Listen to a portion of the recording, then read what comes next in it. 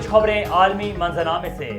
بھارتی کسانوں کا دلی چلو مارچ تیسرے روز بھی جاری ہے۔ بھارتی پولیس نے دلی اور مضافات میں ایک مہینے کے لیے دفعہ 144 نافذ کر دی۔ رپورٹس کے مطابق بھارتی پولیس نے دلی آنے والے تمام راستوں پر رکاوٹیں کھڑی کر دی ہیں، جبکہ بھارتی کسانوں نے آج سے پنجاب بھر میں ریلوے سروس معطل کرنے کا اعلان کیا ہے۔ مظاہرین کا کہنا ہے کہ اگر مطالبات منظور نہ کیے گئے تو پورے ملک میں ریلوے سروس بند کر دی جائے گی۔ انڈیا ٹوڈے کے مطابق بھارتی پولیس کی جانب سے آنسو گیس کی شیلنگ پر کسانوں نے جوابی کارروائی کا انوکھا انداز اپنا لیا۔ کسانوں نے آنسو گیس کے زہریلے اثر کو کم کرنے کے لیے منہ پر ملتانی مٹی لگائی اور جوٹ کے بیگ کو ماسک کے طور پر استعمال کیا۔ دلی چلو مارچ کے دوران کسانوں نے منفرد طریقہ اپناتے ہوئے پتنگوں کی مدد سے آنسو گیس کے ڈرون کو گرانے کی کوشش بھی کی ہے۔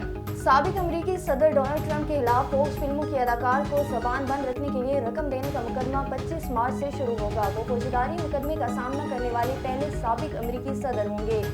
غیر ملکی خبر رساں اداروں کی رپورٹس کے مطابق نیویارک کے ایک جج نے مقدمے کی سماعت کی تاریخ مقرر کرتے ہوئے مقدمے کو ہاتھ کرنے کی ٹرمپ کی درخواست کو مسترد کر دیا۔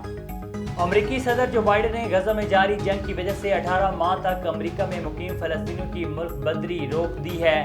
وائٹ ہاؤس نے غزہ کی پٹی میں بگڑتے ہوئے انسانی حالات کا حوالہ دیتے ہوئے کہا ہے کہ صدر جو بائیڈن نے امریکہ میں مقیم فلسطینیوں کو اگلے 18 ماہ کے لیے ملک بدری سے بچانے کے ایک حکم نامے پر دستخط کیے ہیں۔ اقدام سے 6000 کے قریب فلسطینی مستفید ہوں گے۔